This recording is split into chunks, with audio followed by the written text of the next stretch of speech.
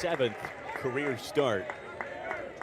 It kicks off this final regular season game all across the SEC. Things getting settled up for Hoover next week. South Carolina looking to salvage at least a game here in Knoxville. The lineup stays exactly the same for Mark Kingston.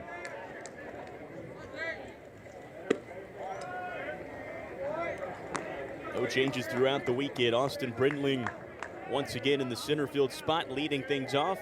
1 hit and 7 at-bats in the first 2 games with an RBI.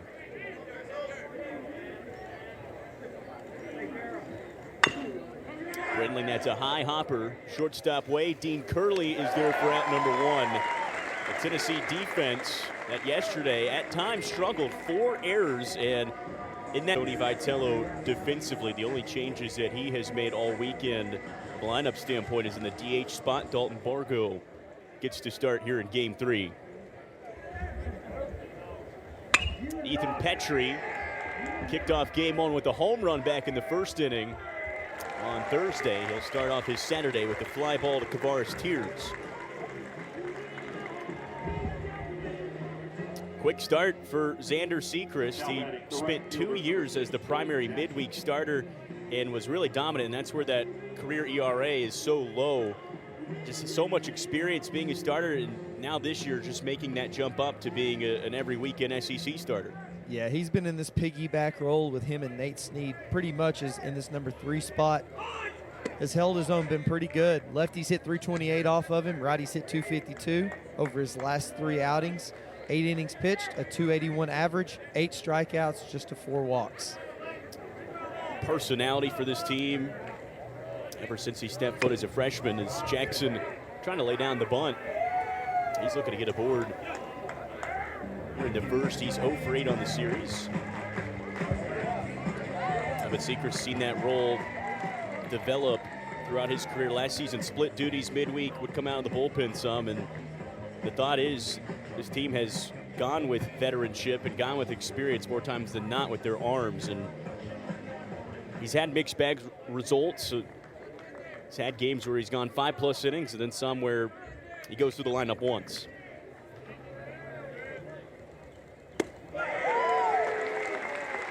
Yeah, Sechrist, really good setup piece for Nate Snead that we'll see later in the day. 87-90 with that fastball, and then Snead's going to come in 95 to 100. So a really good change of pace for this Tennessee pitching staff. 1-2 pitch from Sechrist, and it misses the Jackson. Like Jackson, the junior, 310 average coming into this weekend. No hits, it's dropped to 289.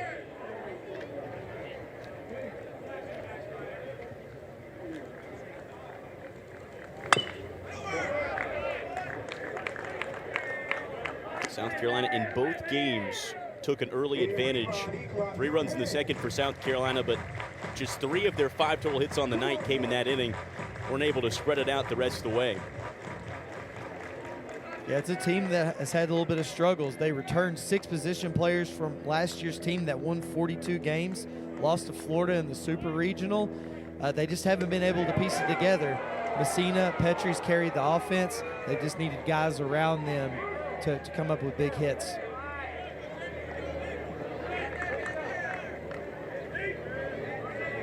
Three-two count between Sechrist and Jackson. Pitch home, and that's in there. Xander Sechrist, an efficient 1-2-3 start. He's feeling good on this Saturday in a scoreless. Sonny Cortez and his 1998 Tennessee Volunteers. 141 home runs now for Tennessee as a team that still leads the SEC, and it's second in the nation, 3 behind Austin Peay. Christian Moore has broken now 2 records this season, the career record and the single season record. And he has been a tough out to get for South Carolina pitchers all weekend long.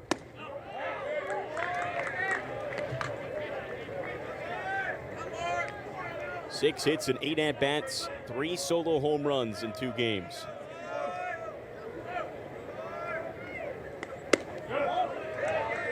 Saw him flash the leather as well from a defensive standpoint, and he's making his late season case that he should be SEC Player of the Year. Between him and Charlie Condon and Jack Caglione, that is a tough race right now. More on the ground. Casas ranging over, makes a great play on the run. Now batting the first baseman, number 25. Casas, a good glove play that gets Christian. South Carolina, they were positioned very well in moments. It was frustrating for Tennessee hitters. They had a few line drives go straight into either the shift or just a well-positioned Gamecock. Again, Garrett Gainey was fantastic, kept Tennessee off the board for 5 innings until that 4-run sixth. But he did his job, certainly keeping South Carolina in position to win that game 2. Bullpen unable to pick him up in that tail end as well.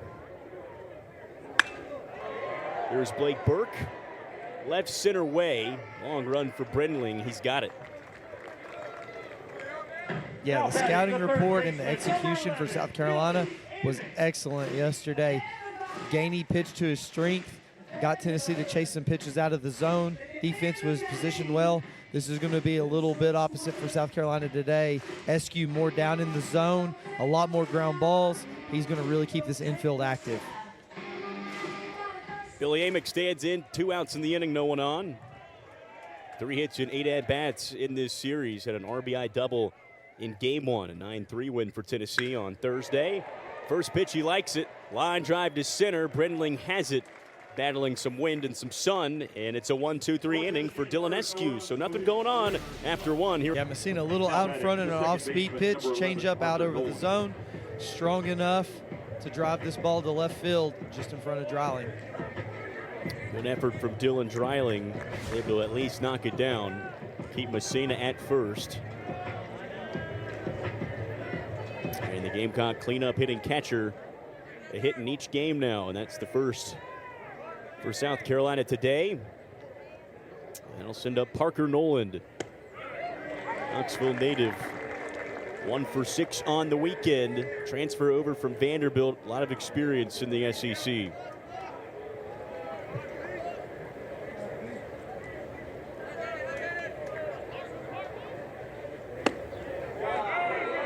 They hold off a 1-1 start for Sechrist.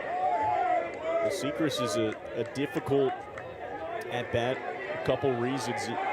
He's always varying the way he delivers to home. He has that head flush at the end of the delivery. It can be a bit hard to pick up at times. Yeah, he's just a real change of pace. Left-handed, got a little bit of uniqueness to him. Sneaky fastball.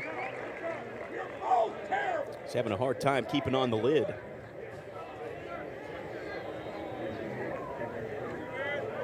Adds a little variation as well.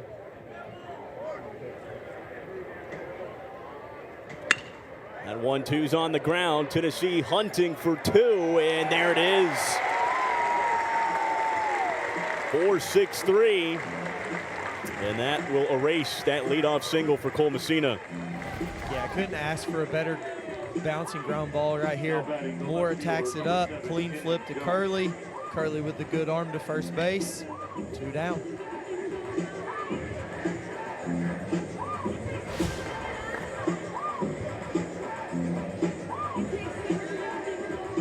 Routine for the Tennessee infield. That's been solid all season. You know, last night the 4 errors, but overall Tennessee's defense has been, you know, above average in a lot of different weekend series. Last year there were at times where errors would compile, but this season it's been a bit sharper. Yeah, outfield's good. Got a lot of experience, guys that can make plays in there. Infield has a lot of experience. Burke has become a lot better at first base. Curley, as the years went on, has been more solid at short. They still make the occasional mistake from time to time, but you can live with it when you got that type of offense to back it up.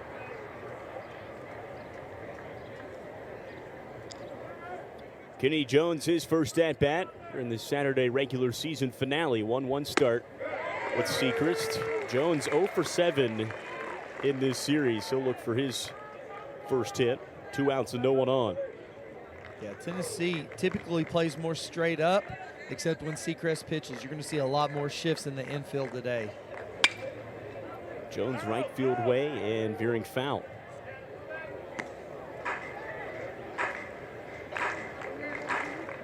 You ever see them get to a point where they don't allow the shift like they have in the big leagues? I don't know. That is an interesting topic for debate. You know, the reason why it was brought to Major League Baseball, it put an emphasis on better defense. Guys had to be better with the glove. So if they did want to take away, or they want to make the game a little bit more offensive, that would be a suggestion. There's a lot of offense in college baseball. I don't know if it needs any more help. Certainly a lot of offense in the SEC this season across the board. And even point to that South Carolina-Georgia series that we have been this week. And 39 runs for the Bulldogs, 21 for South Carolina. Their offense, not a bad week in any sense, but Georgia, just one of the hotter teams, one of the best offenses in the country. Yeah, it's a tough team to deal, especially when you're having a little bit of struggle with the bullpen. Seacrest fires one in, and Jones goes down swinging. It's him. They have wrapped up the West. Yeah, and it gets a little confusing for the SEC tournament. Tennessee win today. Kentucky lost, co-champs. Tennessee becomes the 1 overall seed in the SEC tournament. Arkansas wins the West. They become the 2. Kentucky would be the 3. If Kentucky wins today, outright champions, they become the 1. Arkansas moves to the 2 because they won the West, and it would bump Tennessee to the 3. Yeah, so Arkansas at this point, they are the 2 in Hoover. They have won the West.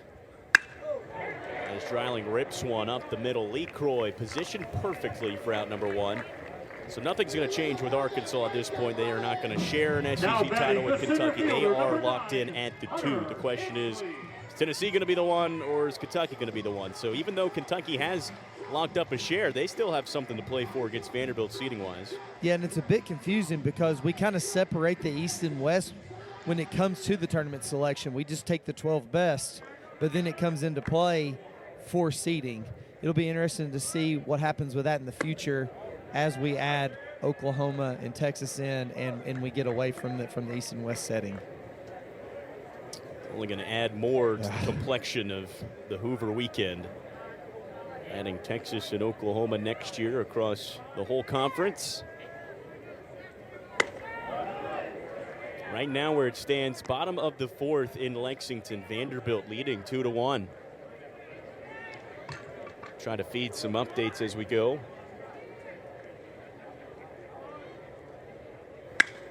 Inslee hit well.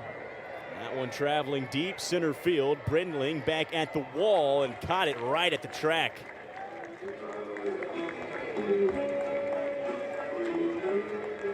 Now batting the right. Inslee's been seeing the ball well, just maybe missed his 2nd home run of the weekend there. Yeah, he got a pitch to hit up in the zone. Good swing. Wind kind of knocked it down. I really like what Brindling did on that. Ran to a spot, had to run a long way. Since he was getting closer to the wall, used the throwing hand to find it, caught it just short. Well-executed baseball across the board. Kavares Tears in his first at-bat, had a home run in game 1. It's a 3 RBI shot. Opened things up for Tennessee and helped them get off to a good footing in this series.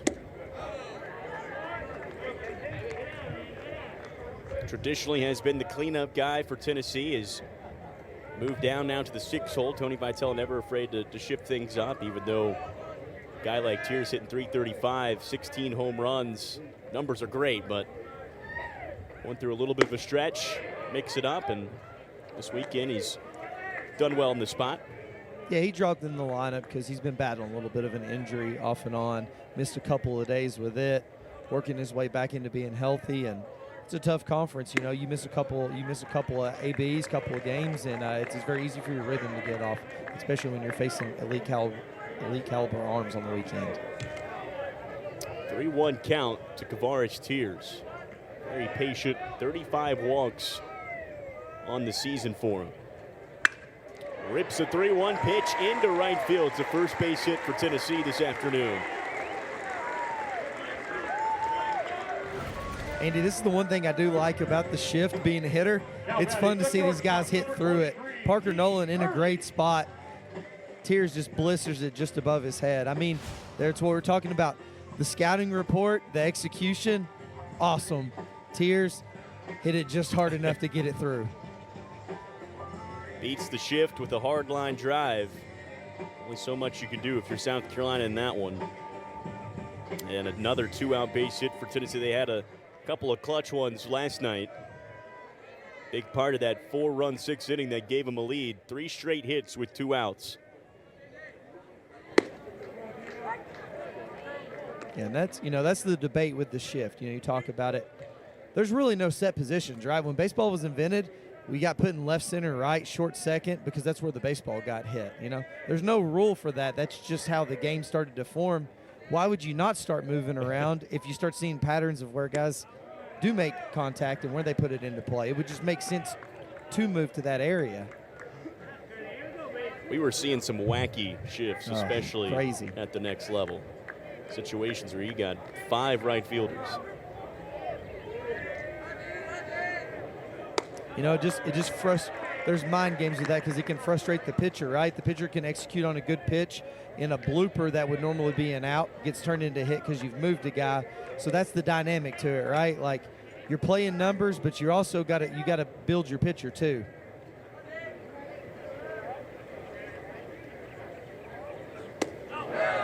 Pitch misses away for Dean Curley. And you think about a guy like Tavares Tears, he was practically a pull guy every single time and now has really added some opposite field power this year. He's adjusted. Yeah, it was crazy. He had a stretch early on in the year where he didn't have a pull side hit at the beginning part of the season. All power was middle away, which again, that's a testament to his growth. Early on, it was very pull heavy, down the lines, things like that. 3-2 count for the freshman shortstop for Tennessee, Dean Curley. 2 outs and a runner on.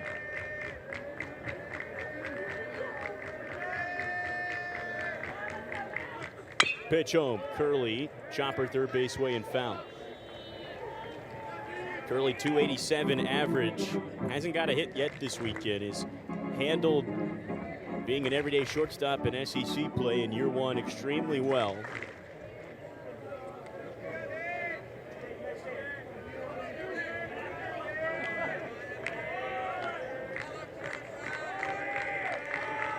Another 3-2. That's ball 4. First walk for Dylan Eskew today.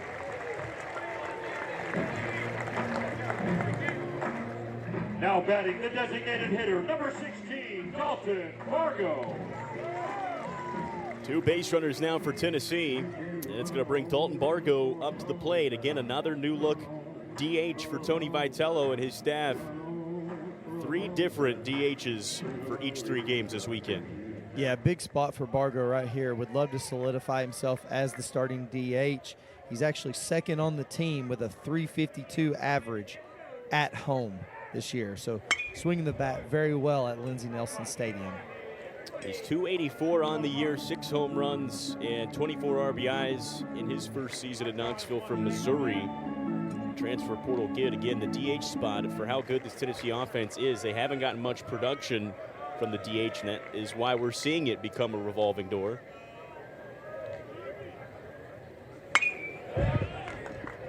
Yeah, Bargo on the season, .352, 4 home runs at Lindsey Nelson. Away, 176 with 2 home runs. Wow.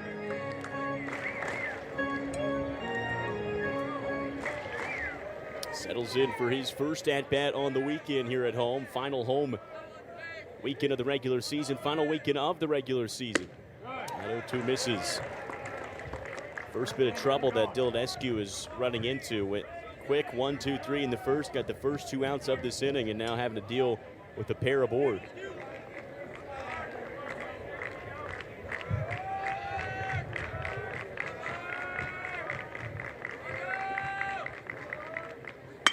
Bargo, left center, gonna take a big run from Brenling, moving, colliding with Kennedy Jones. Jones makes the play for out number 3, but a scary collision.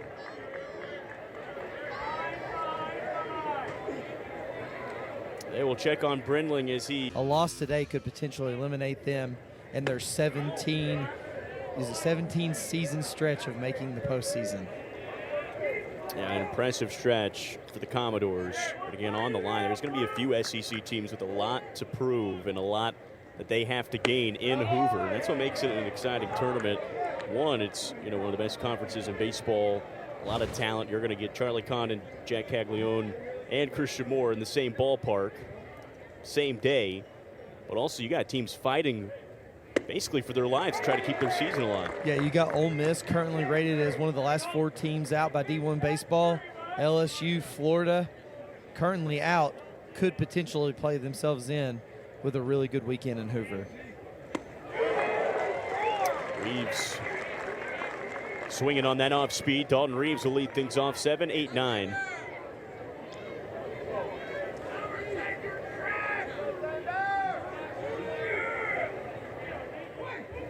That 2-2 on the ground. Billy Amick has it across the diamond for out number 1.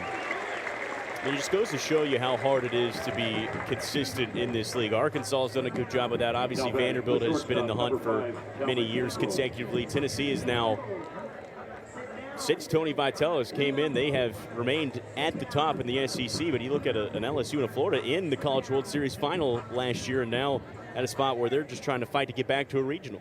Yeah, I mean, I think part of it's draining. And think about it, Andy. If you make a College World Series, what's that mean? You got really good players. What happens to really good players? They get drafted. It's tough to replace through and through. Vanderbilt's ran into a tough situation with NIL now. Tony's taken the Tennessee program to new heights. It's very tough to get into school from an academic standpoint, so there's some limitations what they can do with junior college kids and kids coming from other schools. So that's been a little bit of setback from them. Tennessee, an ideal place with big-time NIL, and it's starting to show. Every year is about a reload for these SEC teams that make it far. Sechrist takes one right off the leg. Moore on a dive to throw over almost in time. Would have been a ridiculous play. LeCroy slides in safe. Yeah, Sechrist looks to be okay. Looks like the ball clipped his glove. Nope, yep, on the bounce. Incredible effort by Christian Moore. Almost had really him. Close. Yeah, very close at first. That is unbelievable effort from Christian Moore. And it took a slide. The rare slide into first from Talmadge LeCroy. And you typically tell your guys not to slide into first. It has been shown that it does slow you down, but you can't help it as an athlete from occasion. Sometimes your body just reacts. We've seen some good defense from Christian Moore this weekend as well. Obviously, the bat is there, but we were talking about it last night, just how he kind of is positionless in terms of where he will be at the big league next level. He can play a lot of different positions, but he has done a great job with Tennessee at the second base spot now 2 years in a row. Yeah, and I think people's been harping on it a little bit too much. What you got to understand at home, Christian Moore is playing second base because that is what's best for the University of Tennessee baseball. That may not be what's best for Christian Moore in the future. He's making a sacrifice to make his team better. He may be better positioned at third or the outfield, and that's something that probably will get explored out in the future. Everybody clap your hands. Gavin Casas with 1 out and 1 on. A 9-hole hitter for South Carolina, had an RBI in the second inning. Yesterday's game, he is 1 for 7 this series. 18 homers a season ago, 8 this year. On the ground, Curley will step on second himself, over to first. Another double play. That is the second time South Carolina has gone into the twin killing.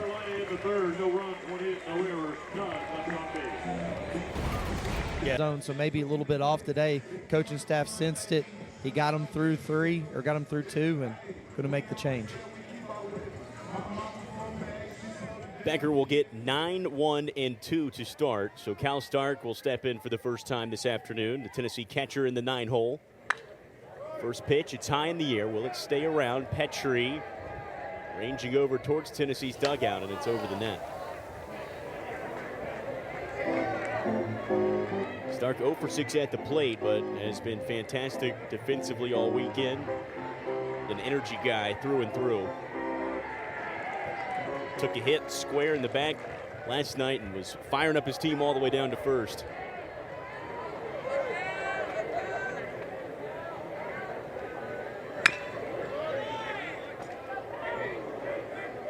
it's a unique balance for a catcher, especially with Cal Stark when you have the energy you do in the dugout, and then also be calm behind the plate for the pitcher on the mound. Yeah, Andy, I mean, a real team guy, too. We were here late last night, 10:30, 10:45. Stark still in his catching equipment on the field, talking to fans, talking to Drew Beam. Stark punches one into center field. That's his first hit on the weekend, and it's a leadoff single. That's what happens. You put in the work. Cal Stark, man of the people here in Knoxville. Knoxville native is aboard. It had to be that extra hour in the catcher's gear last night. It's paying off. I thought he was going home in it. I really did. Stark is on for Christian Moore, who is 0 for 1. And that has been a rarity in the last few weekends to get Christian Moore out in any sense. Stellar weekend for him. 6 hits, 3 home runs.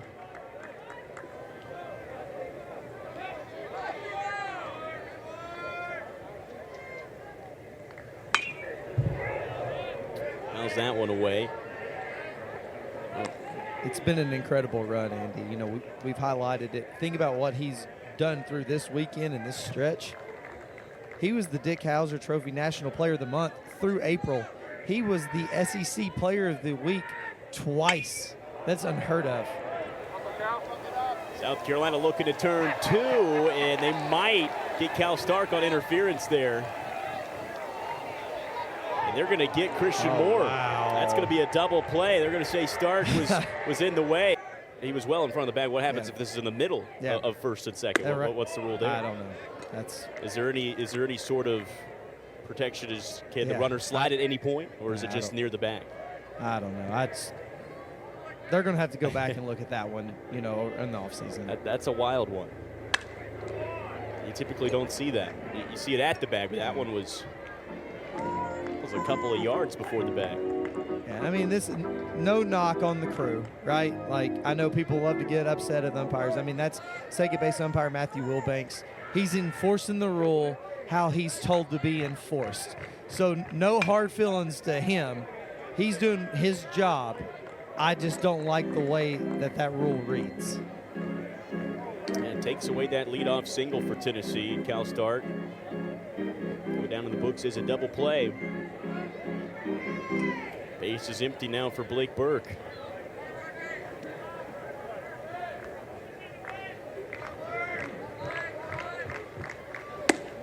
At 0-2 inside. I mean, I know these crews, obviously at home, people get onto these guys. You got third base umpire Kevin Sweeney behind the dish last night. Incredible. If you look at his strike zone call from there, I mean, he was well above 90%. Did not miss hardly anything that was inside or outside of the zone. So these guys deserve credit. I understand the intensity of what happens. Sometimes they get put in situations because of how the rule book is read out. Yeah, every series there's some weird anomaly like that. You see it all across the country. At 2-2 into the shift, Parker Nolan in the right spot. They get Blake Burke, so it'll be the minimum for Matthew Becker. Another scoreless frame. Nothing going on as we head to the fourth. Figuring each other out. Andy, I would want no part of Kennedy Jones. No. His brother Sheridan plays football at Clemson. Yeah, that's an athletic family, the Jones bunch. And yeah, just a miscommunication there, ball hitting the gap, but obviously Brindling was able to shake it off, back out there at center, and now getting his first AB since. He's 0 for 1, a ground out in the first. He'll shoot one left field way. Dreiling towards the line, and he's got it for out number 1. Well, so far so good for Xander Sechrist. He's gone through the lineup once and then now back to the top, and feels like he's settled into a nice groove. Yeah, and this is the tough part of the order for South Carolina, getting through Brindling, Petrie, Jackson, Messina, especially after a second go-around. You get Brindling off, and what do you get rewarded with? The projected #1 prospect for the 2025 draft. Ethan Petrie went quickly his first at-bat, first pitch fly out back in the first, so look to work Sechrist this time around. 2 hits on the weekend for him, had a solo home run that got things rolling in game 1.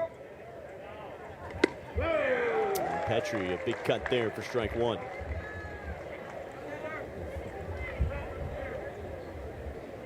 Sechrist in his last start against Vanderbilt, just 2 innings, gave up 3 earned runs, 3 strikeouts in that time. Petrie hit well, left field line. That one back towards the 320 sign and just foul.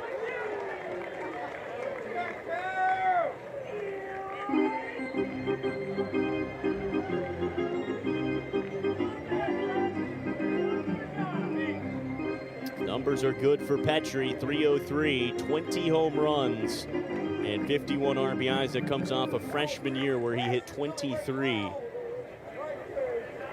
Yeah, the 2023 National Freshman of the Year by perfect game. Incredible season. Was a huge part of South Carolina's run last year in the Super Regional.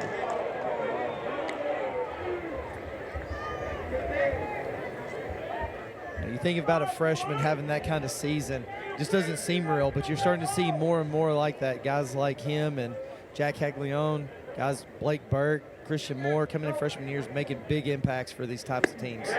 Petrie down swinging. Sechrist has won that battle this afternoon. Yeah, and this is where Tennessee's been successful. You got the 2 bats, and right now they've kind of neutralized Petrie through this weekend outside of that home run in game 1. And Petrie 9 homers in SEC play, and you see him hit one out in his first at-bat. You say, uh-oh, could be a long weekend, but the game plan has been better since. And they've also done a really good job with Blake Jackson as well over the weekend. This guy is pesky, can get on base and can cause a lot of havoc, and they've kept him quiet. And Jackson was 9th in the SEC in on-base percentage coming into this weekend. Team leader in average. Just has not gotten that hit this weekend. Stark fighting for that ball down the line. It's going to go foul. 0-2 start. Yeah, and you hear that with Jackson and that high on-base percentage. Last year at Charlotte, he set a record for 18 hit-by pitches in a single season. This year at South Carolina, he's got 14, so that plays a really big factor into it. There has to be something to that, right? You know, it's not coincidental. No, he crowds the plate. Yeah. Like if you see him right here in this 0-2 situation, I mean, he is defensive. He's on the plate. He's really going to make a pitcher work. 0-2, lays off for ball 1. Jackson struck out back in the first.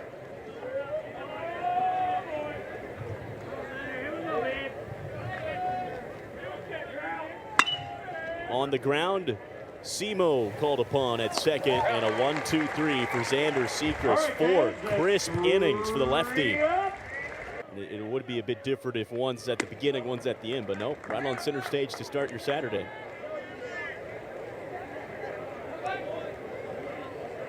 Constant updates the rest of the way. Obviously, Tennessee needs to do their job in this one as well. Cody, if we send you to Lexington right now, you think you can get there before the end of the game for some live updates? I don't know. Not too far, right? I don't think I got that in me. I'd be scared to go to Lexington right now. It's all every time I've been up there, it's cold. Uh-oh. I don't want no part of that. Surely not in late May. Wouldn't think.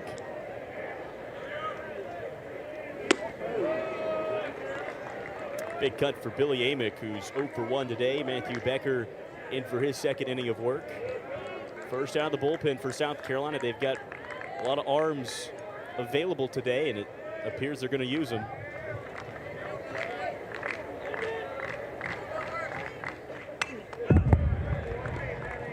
A lot of experience for Matthew Becker. This is his 56th career appearance. He has 20 career starts as well. He pitched a lot his freshman season. South Carolina, that 2022 South Carolina team, they dealt with a lot of injuries in their pitching staff, and he actually started a game in Knoxville against the Volunteers. Yeah, like you said, one of the key relievers. I mean, 16 appearances already this season. He's had 10 in conference, so I mean, this is one of the first guys that they turn to. He was impressive in that freshman year start. 7 strikeouts, just 2 runs in 5 innings. And he gets Amick. Swing and a miss. Matthew Becker off to a good start here in the 4th. Now batting the left fielder. Yeah, Becker does a really good job mixing pitches. Here's the changeup, 83 miles an hour. You see the arm side run, gets the swing and the miss. It's been a primary bullpen guy this year. He's had some up and down moments in SEC play. 24 innings and 9 flat ERA, 31 strikeouts in 10 outings. But again, that experience is something you're going to need down the stretch. And maybe having that freshman year start here allows you to be a bit more calm. You've been here, done that in Knoxville. Yeah, and it's a bit of a head scratcher for the South Carolina bullpen. I mean, you read the scouting report and you see, I mean, all these guys have good stuff, elite stuff. And then you look at the ERAs and you're like, 9 ERA in conference play makes no sense. Polk last night, 9 ERA. He was mowing people down. Down goes Dreiling. That's back-to-back strikeouts for Matthew Becker. Now batting the center fielder. Look at the number setup. 9, Hunter Curveball. 89, little cut action on the fastball. Well executed. Yeah, Mark Kingston said it's just, if we can get the bullpen in a groove, pitching like we know they can pitch, feeling confident, that feels like the missing piece for this team going to the postseason. Yeah, and that's frustrating on both ends because, I mean, you know the guys want to do well, right? It ain't like that staff's out there trying to give anything up. They're making quality pitches, and sometimes it's just not been their night. And like you said, from the coaching staff, it drives you batty because you know what you're going to get from these guys because you've seen their stuff, and then it gets out, and it's just not translating in the game.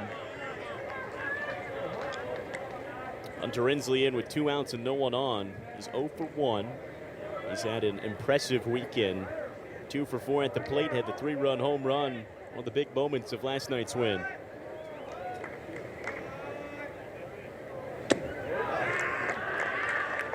That pitch skips away, back-to-back strikeouts for Becker. Now a 3-0 start to Hunter Inslee. Inslee had 3 walks in game 1.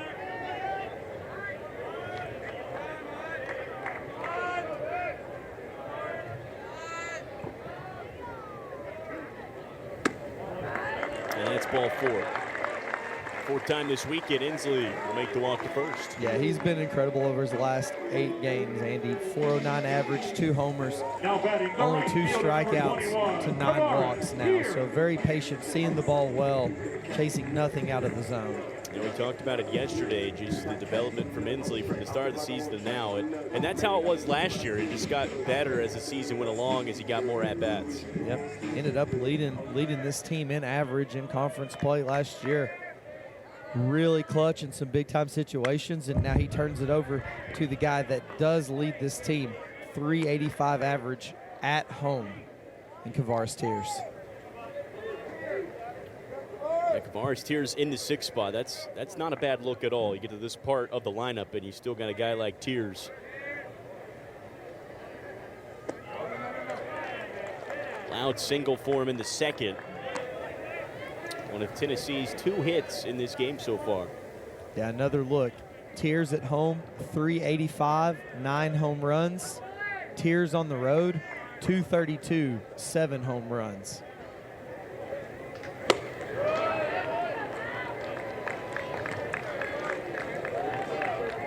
Something about hitting at home always.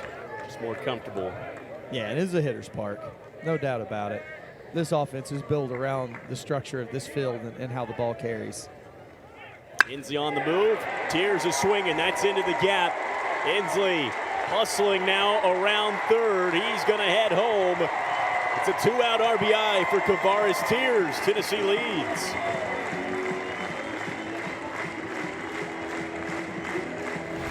Yeah, Inslee Tears been very good in this 5-6 hole. Right there, Tears gets a hanging curveball, strong enough to shoot in the gap. Speedy Inslee with the jump. No way you're going to have a play at home.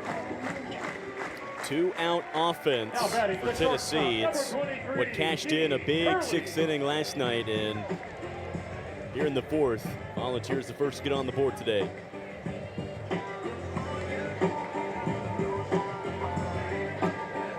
It's impressive to go up there to start the inning. 2 strikeouts quickly to Becker, and then you draw a walk, RBI double.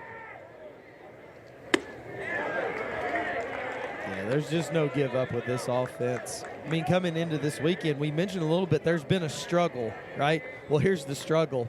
They're hitting 300 over the last 8 games with 28 home runs and still averaging 8 runs, and that's been a downtick for this offense. And the expectations are very high Yeah, for this team at this point, and that's what is crazy to think.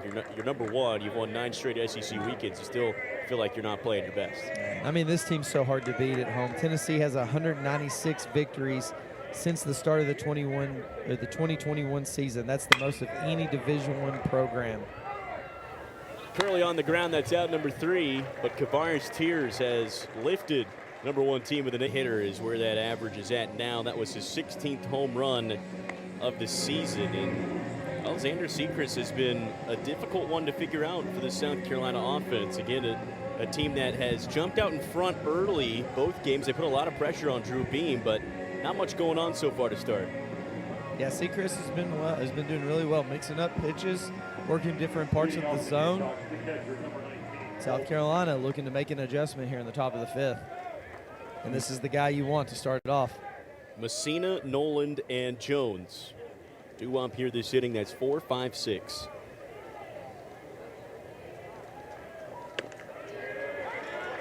Well, Messina certainly has had a good weekend. We've seen a game where Messina and Petrie performed well. As Messina lunges at one and pops it up. Third base side, Amick's got it. In your opinion, Cody, what is the X factor for the South Carolina offense as we take the turn to the postseason? I mean, obviously Cole Messina's still doing his thing, but what else needs to happen? Yeah, I mean, I think it's top of the order, right? You need Brindling and you need Jackson. Those are the 2 table setters right there. You got Brindling with speed, Petrie with pop, Jackson with speed, Messina with pop. Those are the 4 guys that you expect to do that they need to do something, and Tennessee's done a very good job keeping Brindley and Jackson in check, and now Petrie's been quiet over the last couple of games as well.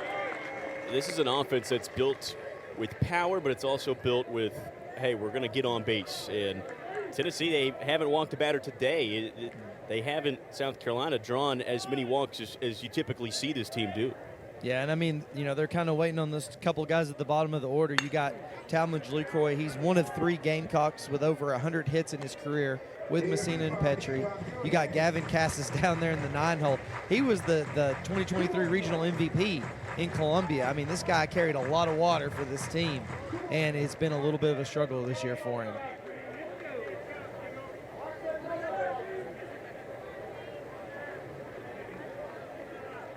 Oh, 2 to Parker Noland. Fouled away. A credit to this Tennessee pitching staff, though. Drew Beam battled after a tough second inning. Defense struggled early. But the bullpen yesterday, they did not allow a single run. They only allowed 1 base runner, and it was because of an error. Yeah, it was impeccable work by the bullpen yesterday. I mean, really came in and shut the door. At 0-2, ripped into left. Parker Noland has a base hit.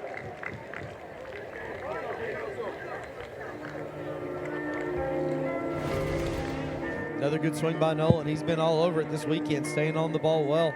Finally gets one to drop. He's kept Dylan Dreiling very busy. The lefty felt like every single contact he made was a sharp line drive to left field yesterday. Had 3 flyouts to Dylan Dreiling, a couple right there at the wall. Turns it over to Kennedy Jones, who again is looking to get going at the plate. He's 0 for 8 this weekend. He struck out in the second. And this is a bat, as you mentioned, that needs to get active for the South Carolina team. Yeah, first team All-SoCon last year for UNC Greensboro. One of the pieces of this transfer portal that South Carolina collected, and they really do need him to get going. I mean, that's the thing with how good SEC teams are, and a guy like Petrie obviously will be coming back for South Carolina next year, and that's a huge keep. But you look down the list for Tennessee, they're like they have in years past. They're going to lose a majority of these starters.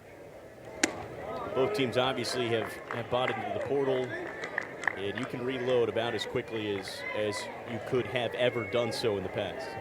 Yeah, I mean, like you said, you just have experience. You have numbers that back it up. And think about it on the MLB level, right? Like if you got a guy that has experience, it's worth more weight than an upcoming prospect because you just don't know how that guy's going to react in that situation, right? There's an adjustment period.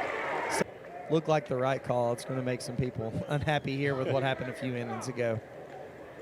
RBI chance now for Dalton Reeves. The tying run now in scoring position after a ground ball at least moves the lead runner. Reeves with an RBI on Thursday night.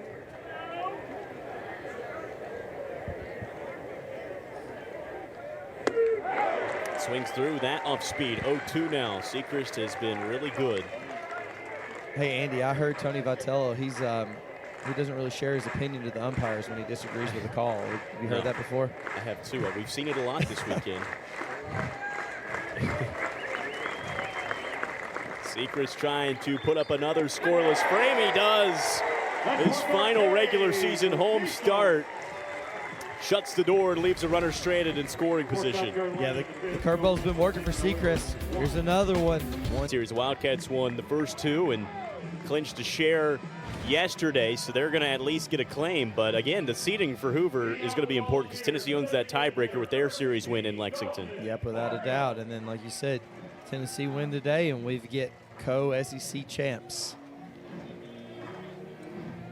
And Tennessee just a one-run advantage. And the interesting thing about this, Vanderbilt and Kentucky started an hour before, and they're only in the top of the sixth, and this game is in the bottom of the fifth, so we're starting to get to a point where they're going to line up almost exactly here. It's going to be like a faux finish here at the end.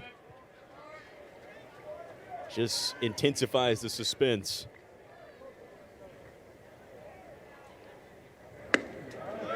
Nothing better than a little dramatics on the final day of a regular season. Yeah, what turned out to be a great day. We were expecting some serious weather to roll through Knoxville. It dissipated. Sunny and 75. Not bad. Place is packed, especially out on the porch. I don't think there's an open one. No. Tents are up in full force. It is the last regular season game, but definitely not the last game here in Knoxville. There will be a regional. It'll be the first regional for Tennessee since 2022. Did not host last year. They were in Clemson. That's where South Carolina is slated to go before this weekend. It'll be interesting to see the projections after this weekend going into the conference tournament. Just to see where South Carolina lands in the fold. Yeah, and you know, they don't mean anything. They update them from week to week, but D1 Baseball does a great job. Like, I get so excited seeing that on Monday, like, oh, new projections. Where did all the shuffle go to? At 3-2, ripped in the left field, opposite way for Dalton Bargo to start the bottom of the fifth.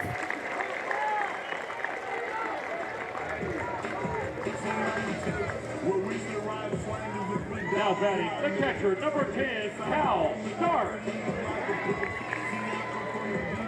Yeah, this is something we talked about. You know, Tennessee very good at home. Big reason to that, this fan base, the expansion of Lindsey Nelson. Off single and the availability you still have in the bullpen. Art Kingston's going to go ahead and make the move.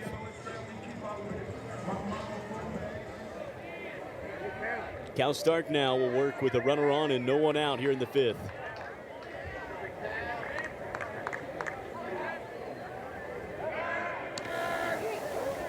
At first is Dalton Bargo, 2 stolen bases this year for him.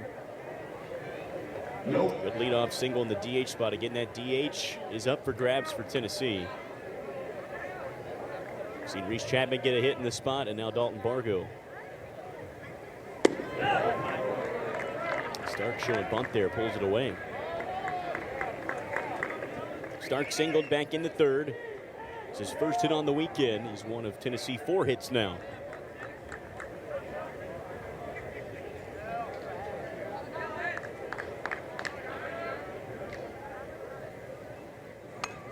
Bunt again, could not drop it down. It's to the back netting.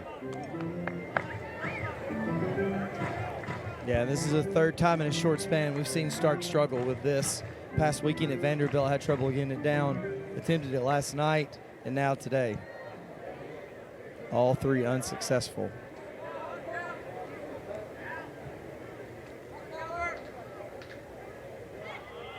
Trying again, does get it down. Bargo on the move to second. They'll go to first for one, so successful bunt for Cal Start.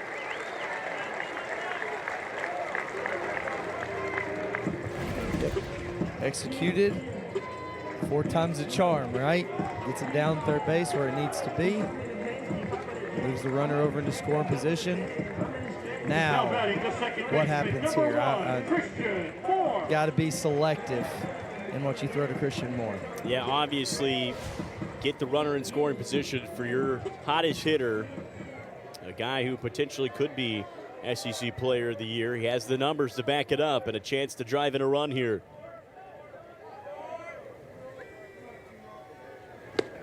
First pitch swinging, went through it. 0 for 2 today. Had only gotten out twice on the weekend in the first 2 games and is now 0 for 2, a pair of ground outs.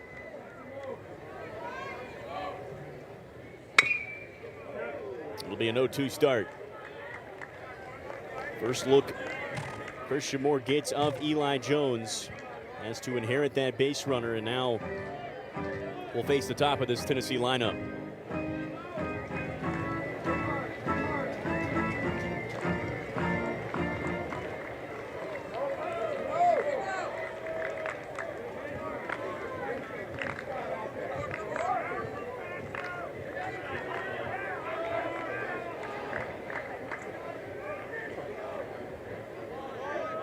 And Jones will step off. Some of Messina trying to get coordinated there. Pitch clock winding down. Again, every pitch matters when you're facing this guy.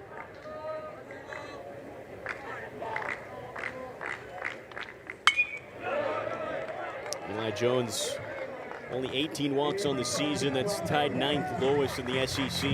Team leader in innings thrown at this point. Doesn't allow a lot of home runs either, just 4.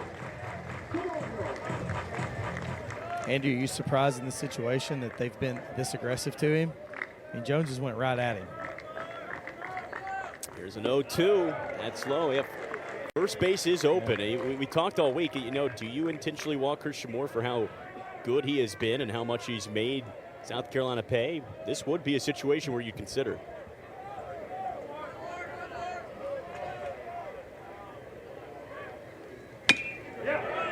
Moore is battling here.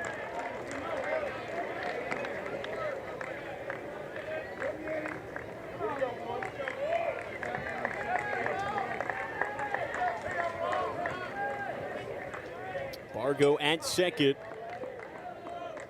To be insurance for Tennessee. Slim advantage here. Again, an SEC title is on the line with Vanderbilt leading in Lexington. That 1-2, Moore splashes into right, a base hit. Bargo's going to hold up at third. Runners on the corners for Tennessee.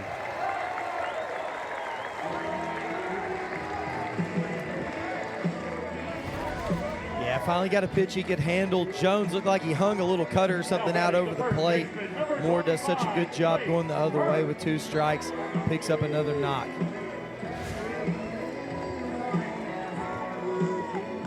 Tennessee playing some small ball in the back half of the order to set up this top portion. Christian Moore doing his job again. That is hit number 7 for him on the weekend, and will give Blake Burke a chance. If he hits one deep, can add to this Tennessee lead.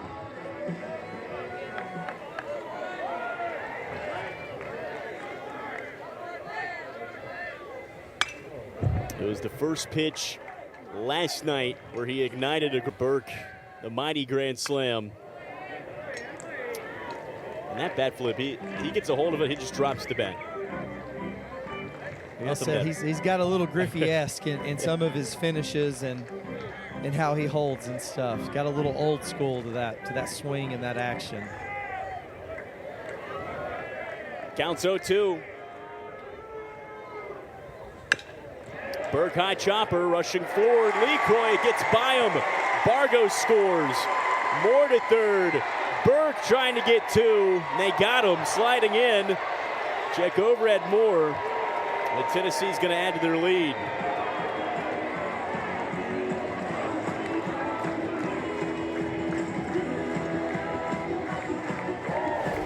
Yeah, this is the one time the shift actually played against South Carolina. Normal setup would have been a routine double play. Got LeCroy and Nolan and in between. Bounces through. Tennessee extends the lead, and we're going to get a challenge at second base here.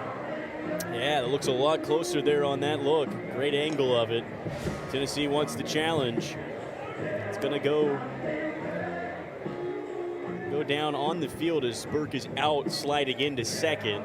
Moore is good at third. And I think Burke makes it. He kind of stumbled a little bit in that slide, kind of got caught, and that stopped him from extending his hands into the base. So it made it a pretty close play.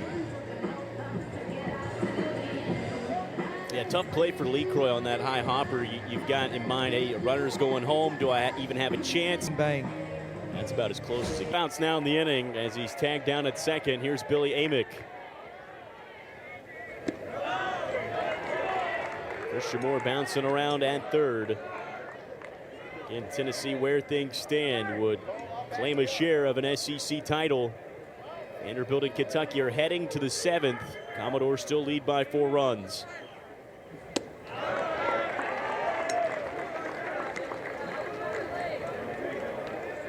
Amick is 0 for 2, had an RBI in game 1.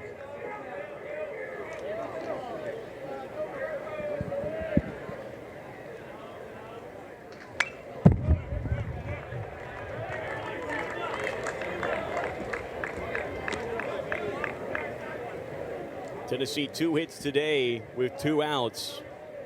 They got an RBI double from Kavares Tears in a similar spot last inning.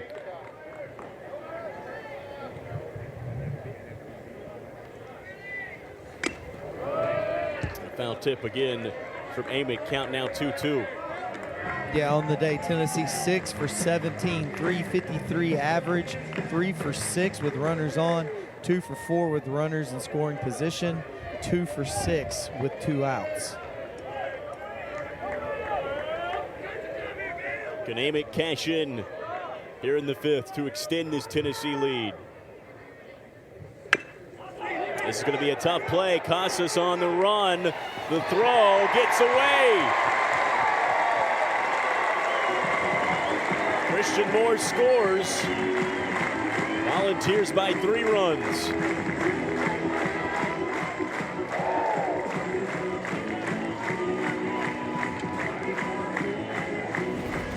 Yeah, the fastball's working for Jones. Heavy sink action. He's getting Tennessee on top of it. They've just hit a couple of balls in no man's land. Have made South Carolina make a couple tough plays and has not been executed yet. And that one just off the glove of Petrie on that throw. Yeah, it's a really tough play though.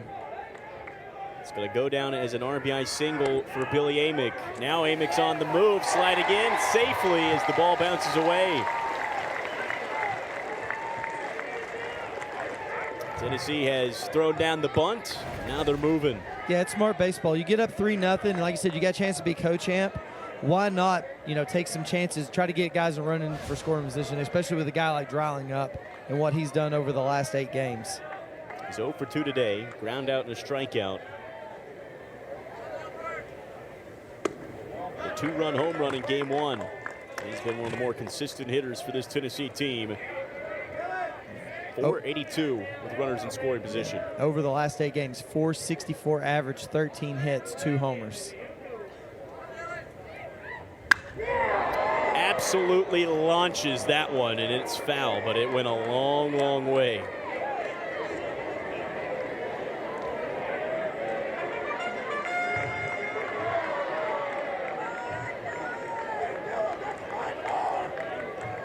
Dreiling has become the definition of clutch for this Tennessee team, and big spots he's delivered.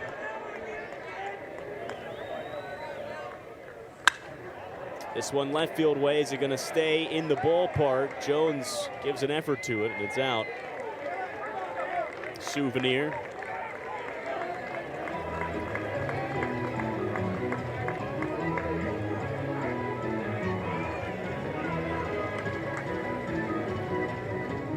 Four hits in the inning for Tennessee, all singles.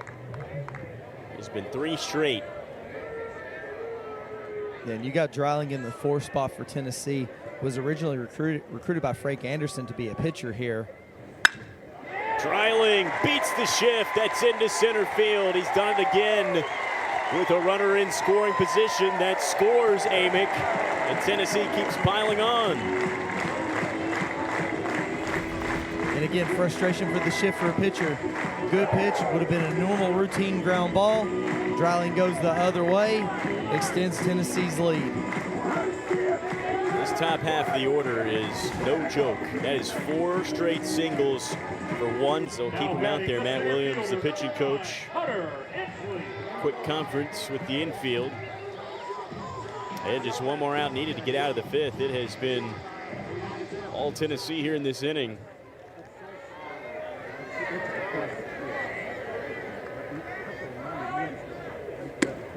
And Hunter Ensley gets another chance. He walked and then later scored in the 4th. A really good series for Ensley.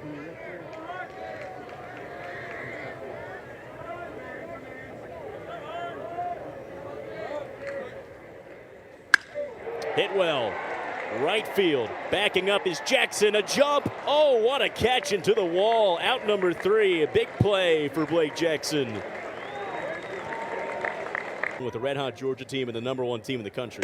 Yeah, it was a little bit of a tough draw, right? Georgia got really hot here at the end of the season. Tennessee's very tough to play at home, so a couple unlucky breaks for them.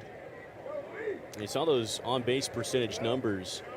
3 hits for South Carolina. They have not drawn a walk. You feel like that's just an approach thing, or is it Xander Sechrest just really hitting his spots today? No, it's Sechrest. I mean, same way. He's executing pitches, and then it's giving him the ability to expand the zone.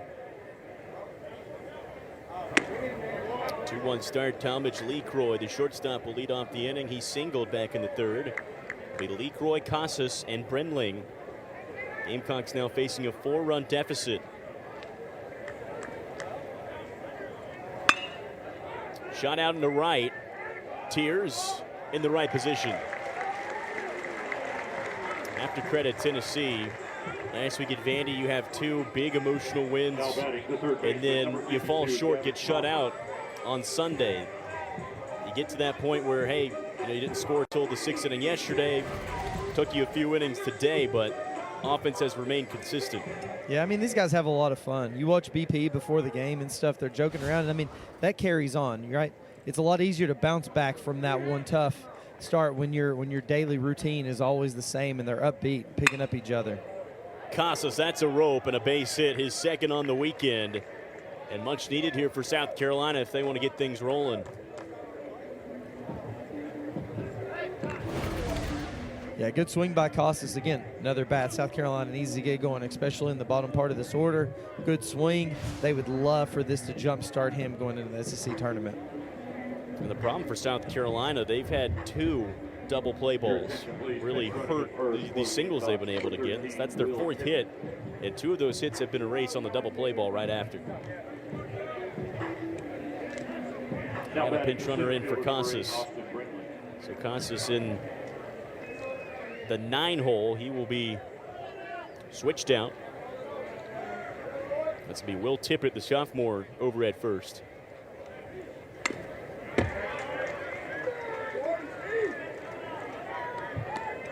Austin Brenling, the leadoff man. He's 0 for 2.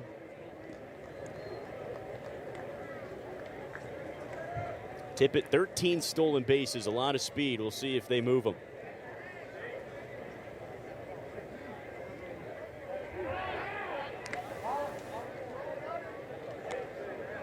Sechrest is going to give a look. It's always tough with the lefty on the mound.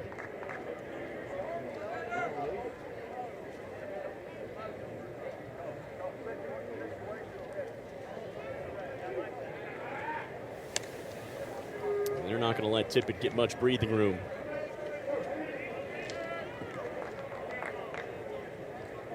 Ethan Petrie's on deck. We'll see if Brenling can toss the bat and get a guy in scoring position at least. That's on the ground, could be 2. Moore snags it to second for 1. The double play killer. Andy, I think you spoke it into existence. Another well-hit ball, another well-executed double play by this Tennessee defense. Double. Tennessee's been really good with 2 outs all series long. 4 for 9 at the plate today.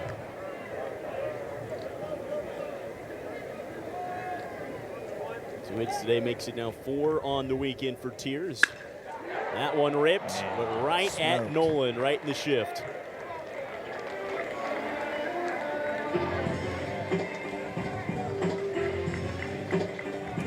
South Carolina finally catches a little bit of luck in that shift. Ball smoked right to Nolan, well positioned. Yeah, tough break for Kavares. Tears looking for his 3rd hit. It's 1 out now here in the bottom of the 6th. Tennessee leads 4-0 over South Carolina. Vanderbilt doing their job over in Kentucky. It's now 8-2 in the bottom of the 7th. Tennessee needs the Commodores to win, and then they need to take care of business in Knoxville to claim at least a share of an SEC title. Then again, Tennessee has the tiebreaker advantage over Kentucky, would be the 1 seed next weekend. Curley on the ground, just a half swing, went right to Eli Jones. And Andy, we're talking about Tennessee with this success. Think about this. This will be Tony Vitello's 5th straight NCAA tournament appearance this year coming up. Prior to Vitello's hiring, Tennessee hadn't reached the NCAA postseason since 2005. Yeah. Almost a 20-year stretch there. Remarkable what Tony Vitello's built in still just a short time. This team, as Sechrist, has done a fantastic job through 6 innings. There's Snead getting loose.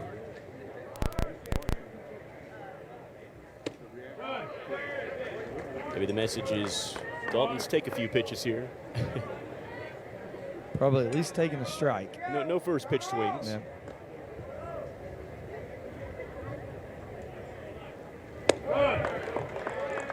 And a 2-0 start. Jones has settled in after 2 runs came across on his watch last inning. And a 3-0 start, exactly what Tennessee needed here.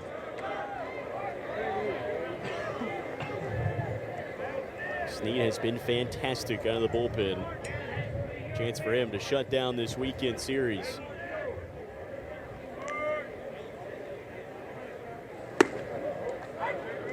Jones hits the zone that time. Now Bargo's ready.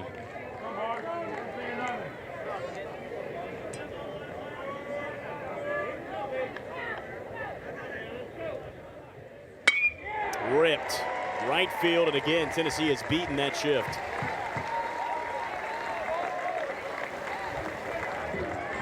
Bargo has done a good job at the DH spot. That's hit number 2.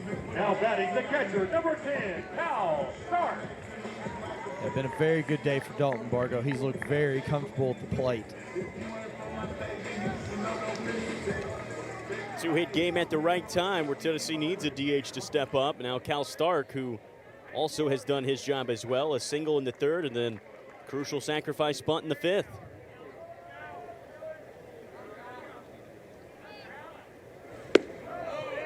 First pitch strike from Eli Jones. South Carolina, they have 3 more innings of work at the plate trying to keep things where they're at.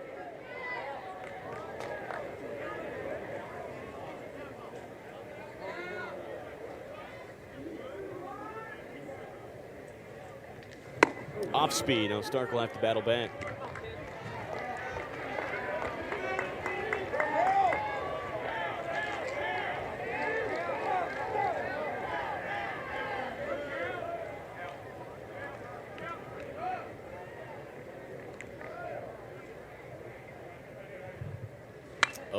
Found back. Stark has settled in as the everyday catcher. Something he wasn't last season. He's starting all 3 games behind the plate. He was starting on the weekends, but now has solidified that role this season as every single game type catcher on the weekend. One inside, look out. Stark hops out of the way. The start comes from a family of athletes. His mother, Gretchen, played volleyball at Cameron University. His sister, Madeline, currently playing soccer at Motlow State.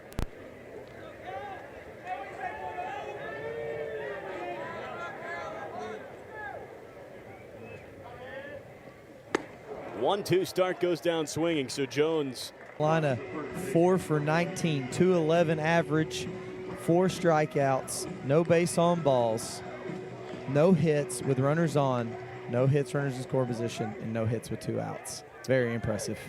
Incredible performance for Xander Sechrist again. He only pitched 2 innings against Vanderbilt last week. And it's first pitch from Snead. Petrie lines into right, and how about that chase down from Kavares Tears?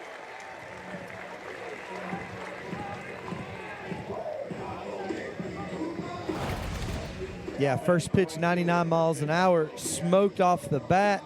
Really good jump by Tears. Unfortunate luck if you're Petrie. Been a frustrating weekend for him. Yeah, 0 for 3. That one hit well, but Tears able to swoop in. And now Blake Jackson. You expect Snead to do heavy lifting, maybe around 5 innings a game, but here Sechrist has done such a good job here. Snead's only needed for the back 3. Yeah, and it's really tough. I mean, it's such a different look. I mean, you got Sechrist who's mixing and matching, pitching, and then here's this guy. I mean, 98 right at you. And he works quickly as well. He doesn't hesitate or waste too much time. He's set and ready, and then 99 to 100 is coming your way.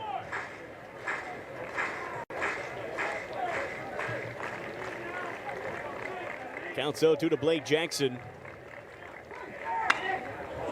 And that is smoked foul.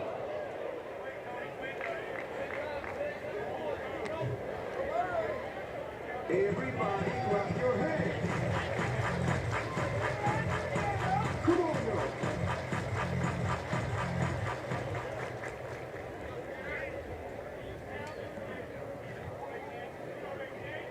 0-2 pitch. Off speed. Got Jackson looking. How about another K for Queso? Yeah, showed an off-speed pitch in before. Goes backdoor slider for the punch out. Quick work for Nate Snead. Sits down Jackson, and now Cole Messina. 1 for 2. 6 hits on the weekend. He'll get his first chance of Snead, who hums in 99 miles an hour.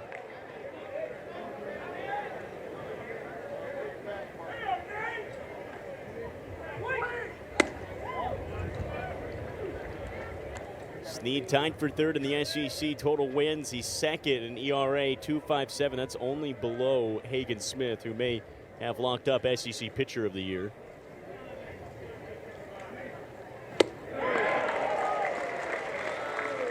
And it's going to be a huge get for Tennessee that he has another year.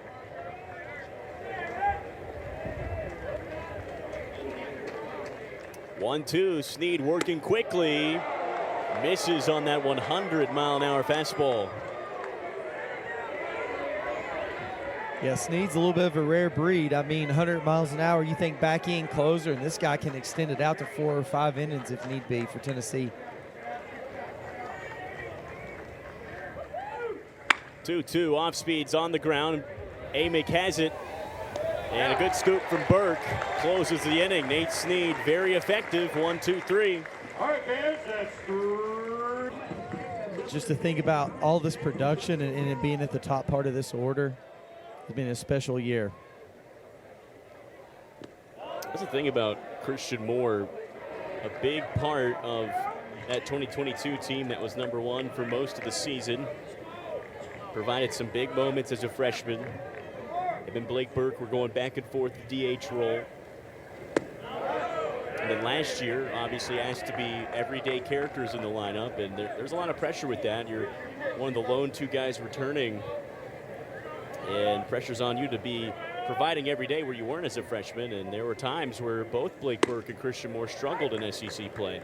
Yeah, I mean, that second year can be really tough. I mean, you've heard it referred to as a sophomore slump, and you hit the nail on the head, Andy, right? There's added pressure. You feel like you need to do more. You start getting pitched a little bit differently. It's very easy to start pressing a little bit. on the ground. Throw over from short. That's Will Tippett, who's into this ball game. He makes the play. Yeah, really good play, but like you said, it's easy to start trying to do more than needed, right? This year, this is what he's done such a good job of. He's been very patient. He stayed back. He's got good pitches to hit, and it's paid off. Like you said, it's what the numbers have shown. Yeah, two very different Aprils. Last year, Christian Moore was hitting about 200 in SEC play in April, and then now at 400 in a year's time. Blake Burke last season SEC play he hit 211. Now that average is up to 361 on the season. It has been a big difference for him in terms of hitting for average. Yeah, there was a stretch that he was leading the SEC in hitting with average. He's kind of cooled off here towards the later end of the year, but always dangerous. You saw last night. I mean, unbelievable power. Yeah, both Moore and Burke, though, did peak at the right time last season. Helped Tennessee get back to Omaha. And the hope is continue production throughout the postseason that starts next week. Yeah, and that's part of the reason that makes Tennessee dangerous. You get a guy like Moore, Burke, Amick, all three of those guys, they can get hot and really carry an offense. A lot of the times, I mean, there's a lot of teams in the country that don't have that. They're lucky to have one guy. Tennessee has three guys that can really carry the load when it's going. Counts 0-2 to Blake Burke.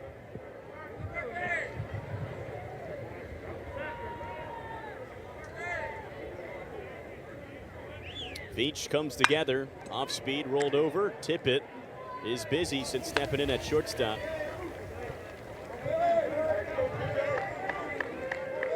Now batting the third baseman, number 11, Billy. Burke retired. Amick. He's 1 for 4, just like Christian Moore. And now Billy Amick, who's 1 for 3, is in.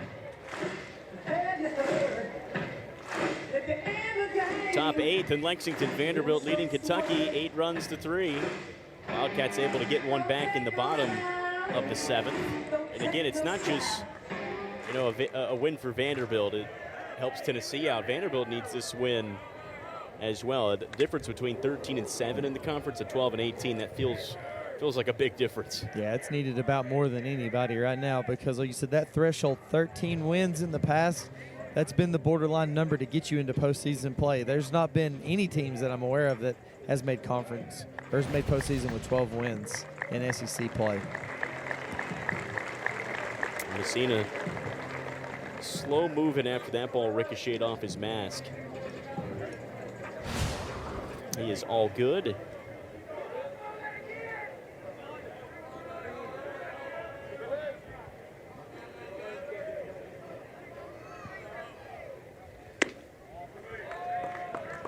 That pitch misses a little wide for Veach. His first look at Billy Amick. Veach 40 strikeouts in 31 innings this year. That overhand toss is in the zone, strike 2.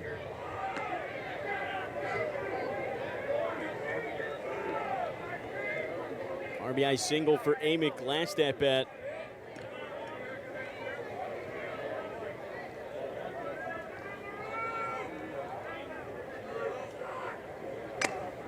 Foul tipped back into the mitt of Messina. What a snag from the catcher to end the inning. Very impressive. On here as we head down the stretch. Final game of the regular season. Tennessee can clinch a share of a title if things hold.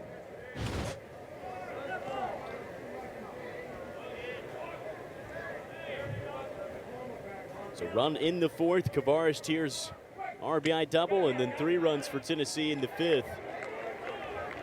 Nate Snead on to try to close things out. That might have hit Parker Nolan there.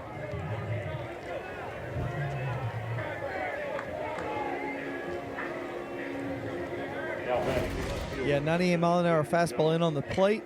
Looks like it may have caught that elbow guard just barely. Nolan is on. First base runner on Nate Snead. And now Kennedy Jones in. The ball was hugging the third base line. The double play ball has been a killer for South Carolina 3 times in this game. 1 is tough. 3 becomes brutal.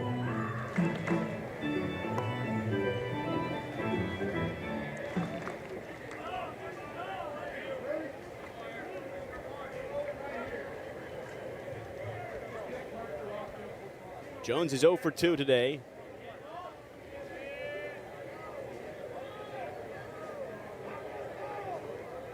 A swing and a miss.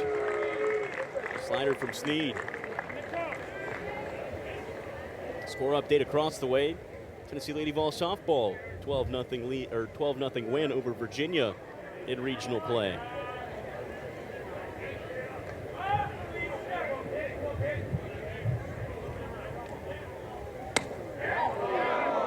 0-2 just misses for Snead.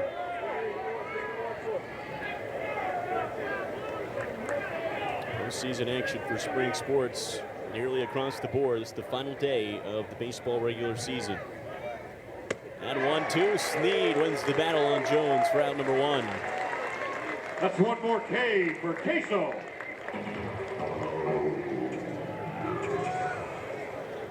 Now batting the designated. Yeah, Snead has a really good 4, matchup Dalton with Reed. fastball off speed. That was the slider at 86. Fastball's been cruising in around that same area as well. Looks very similar out of the hand. Dalton Reeves now will try to move the leadoff runner. Yeah, just the velocity. Ridiculous from Snead, 99. He just looks fresh today, compared to the other couple of times we've seen him. Yeah, he is in postseason form, it feels like. Trying to make it 6 outings in a row without a run.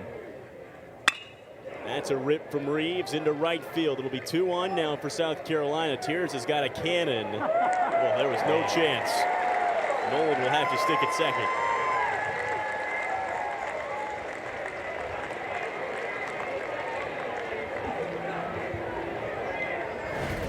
Yeah, good swing from Reeves right here. Gets a fastball out over the plate, catches it out in front, and then Kavaris Tiers just showing off for the fun of it.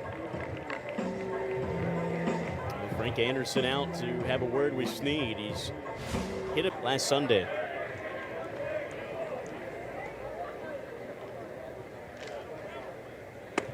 Talmadge LeCroy, a chance to do some damage here.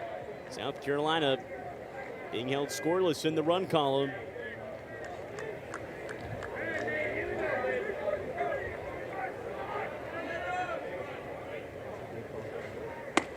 And off speed hits the zone. 1-1. LeCroy 1 for 2. Shortstop had an RBI yesterday. Gamecocks need a rally here. This is a big chance with 2 aboard. Down to their final 5 outs. That's up the middle, and that's into center field. Parker Nolan's going to make the hard turn from third, and he's going to score. South Carolina chipping away here in the 8th.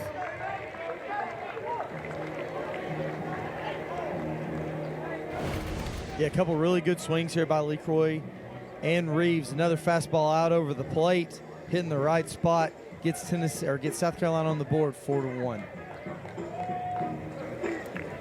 It's the first time that Nate Snead has allowed a run since April 21st. Now batting the shortstop, Almost a number full 13, month. Will Tippett.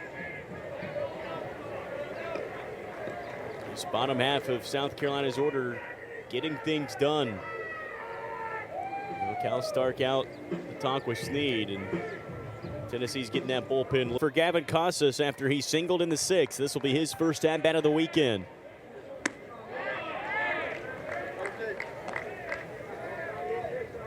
.177 hitter, 4 home runs, and 20 RBIs for Tippett this season. Hasn't been much fluctuation for Mark Kingston in this lineup. This is the first change.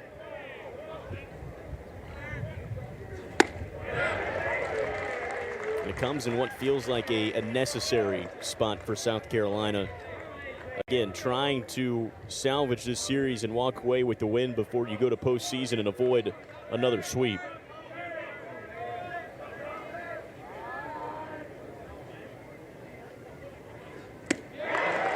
Nasty pitch from Combs. Yeah, Tippett really well thought of. Freshman coming in from Stone Mountain, Georgia. He's actually the number 60 prospect in the 2025 MLB draft by D1 Baseball. Makes him a draft eligible sophomore.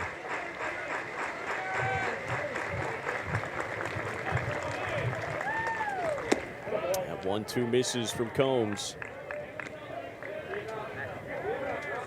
Combs pitched back-to-back days in the Missouri series for Tennessee, but it was a third and then an inning and a third. He pitched 2 innings yesterday.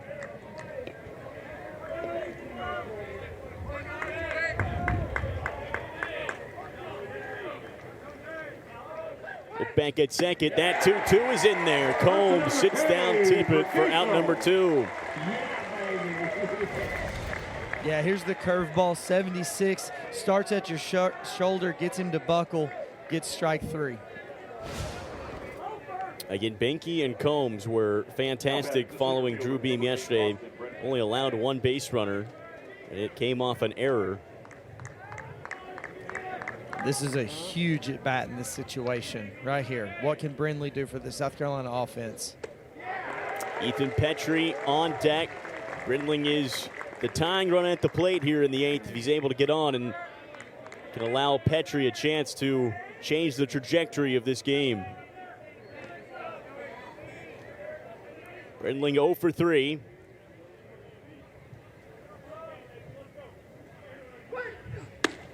That's inside. No one covering first in this situation. Tennessee's defense is set up to try to get this final out of the 8th. Yeah, Brindling's hitting .412 with runners in scoring position, so you're going to make the infield big.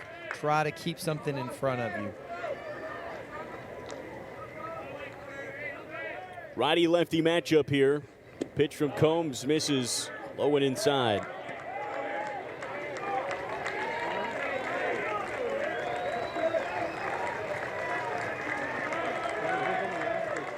Brindling an RBI yesterday. Biggest spot in the weekend for him. At 2-1, appeal down. He did go. That's strike 2. Mark Kingston doesn't appreciate the call here. He's arguing. There's another look. Yeah, there was no appeal on the check swing. It was called from the umpire behind the plate, which is Brandon Cooper. Called it a swing with no help. 2-2. Brindling. Fly ball, left field. Dreiling's got it. Combs works his magic from the pin. South Carolina can only make 482 average with runners in scoring position. 409, and then with bases empty, just 264. So a guy that really lives for the big moment and producing for this offense. Yeah, there's something about that. It's, it's not just by chance. It's a clutch gene. He's got ice water in his veins, man. I'm telling you, he loves big moments. Clutch gene. Dylan Dreiling's done it all season long. He did it last year as a freshman, too.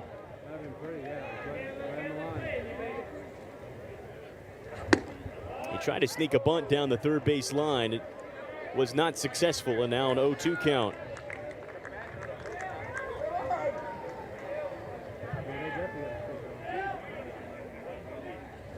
Off speed, got Dreiling. That ball dropped from Messina, so a throw down to first in time. So for Tennessee going to the next portion of the season, what do you feel like this offense? Obviously, it's hard to say they can do better at something, but what do you want to see out of Tennessee's offensive unit as we head to Hoover next week? I mean, it's just consistency throughout the lineup, right? You just want to have good quality at bats and get clicking. Like I said, they have the weapons. Like, they have those 1 or 2 guys that can really carry an offense, but you don't want to get in a situation for that. You got to get guys on for guys like Moore, Burke, Amick, things like that. Things have been clicking this weekend. And that's it. Landscape's going to change a little bit. Hoover plays pretty big. If you get lucky and you make it to the World Series, same thing, big park. Like, it's going to take quality at bats. Can't rely just on the long ball. Now, Tennessee, last 2 trips to Hoover, they've experienced 2 different results. They won the tournament in 2022 and had a very short stay last season. Again, it's the weird trade-off is, hey, you win Hoover, you win the tournament. You play longer, though, and then you go home early like you did last year. A lot of time to prep for that regional.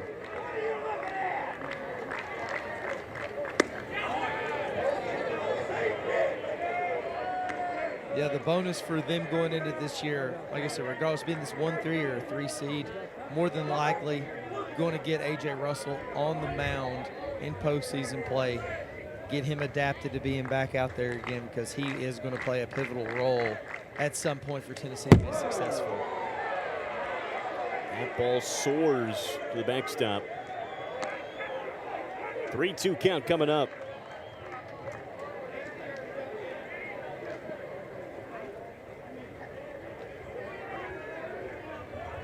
Inslee 0 for 2. And off speed is ball 4. He has done a good job of taking those free passes all weekend long.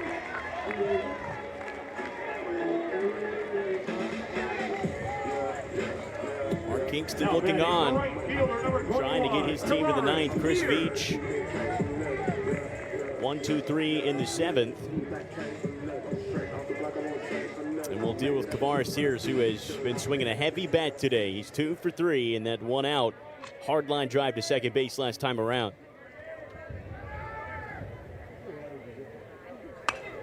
First pitch swinging, Tears fouls it off.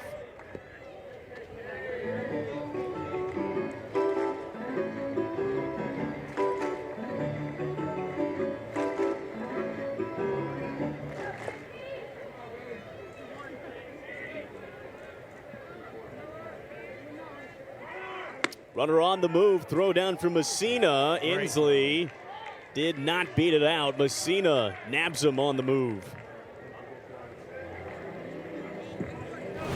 Yeah, this is on the absolute money. Really good pitch to throw on. I mean, couldn't be better placement.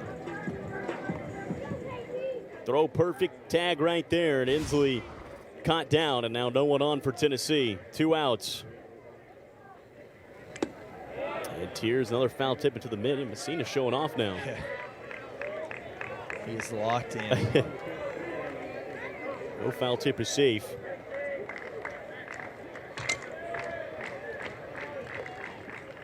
And 1-2's in there. Veach shuts Tennessee down here in the 8th. Bottom 9, no matter what. Vanderbilt leads by 6 runs.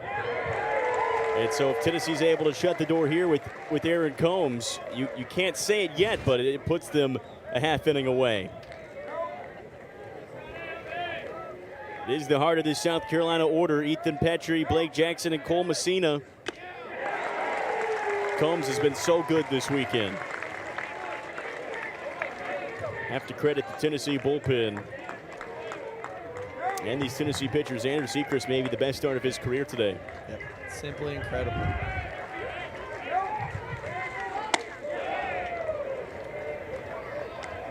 One, 2 now. Petrie is 0 for 3. He homered to set the tone of this series and has been pretty quiet since. Yeah, Tennessee pitching staff today held South Carolina for a .222 average, no walks, 7 Ks, 2 for 10 with runners on, 1 for 4 with runners in scoring position, 0 for 6 with 2 outs. It's been that type of week for Petrie here in the back end. That's a hard hit line drive right to Billy Amick. Yep, 2 times in a row. Poor guy, he just can't catch a break, man. Another barrel right into somebody's mitt. 1 down. Now Blake Jackson still hitless on the weekend. And it just feels Aaron Combs is on another level of dialed at the moment. Final home game of the regular season. Final game of the regular season. Tennessee has already won this series. They're close to a sweep, and they're close to adding to the trophy case as well.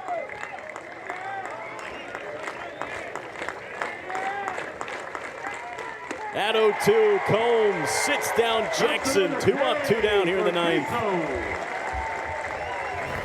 Yeah, absolutely feeling it. Has the ball on the string, working low, working high, getting another punch out. 1 away, 1 out away from closing the door. Fans on their feet. It has been dominant display this weekend.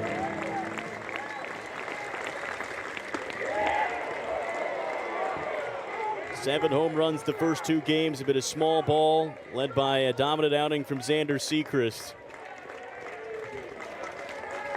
Volunteers have done what they've needed to do.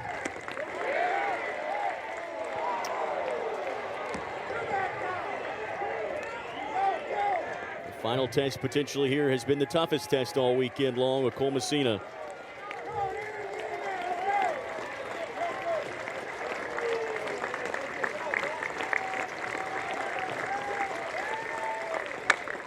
Messina in the air will not be playable for Blake Burke. And it has been fantastic crowds all weekend, all season long. Next time Orange will be in this building, it'll be regional time in 2 weeks.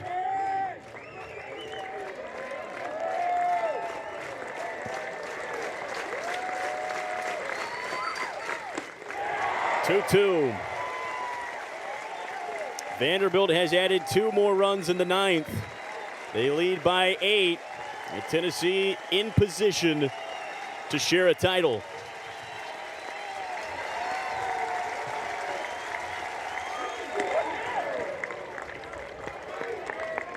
High energy here at the ballpark.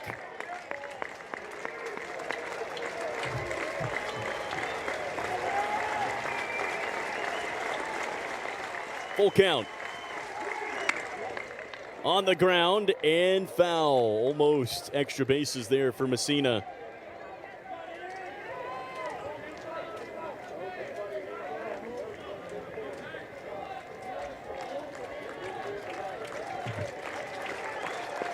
Is there any final breath here for South Carolina? Combs looking to shut the door. On the ground. Burke on an island over there. Flip to Combs. Tennessee sweeps the Gamecocks and are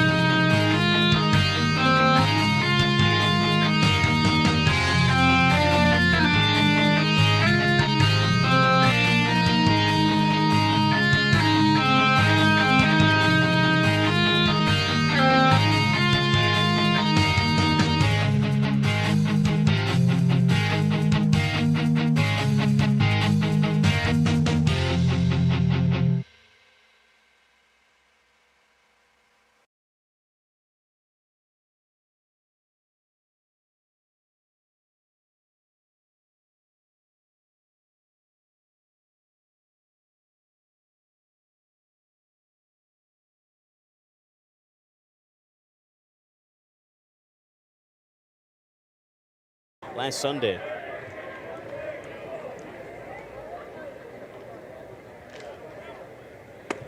Talmadge LeCroy, a chance to do some damage here. South Carolina being held scoreless in the run column.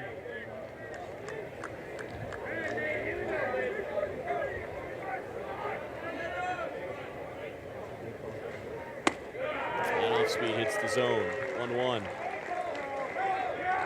LeCroy 1 for 2. Shortstop had an RBI yesterday. Gamecocks need a rally here. This is a big chance with 2 aboard. Down to their final 5 outs. That's up the middle, and that's into center field.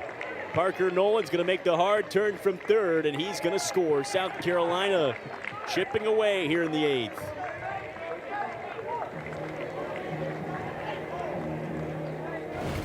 Yeah, a couple really good swings here by LeCroy and Reeves. Another fastball out over the plate, hitting the right spot, gets Tennessee or gets South Carolina on the board 4-1. It's the first time that Nate Snead has allowed a run since April 21st. Now batting the shortstop, Almost a number full 13, month. Will Pippin. This bottom half of South Carolina's order getting things done. Cal Stark out to talk with Snead, and Tennessee's getting that bullpen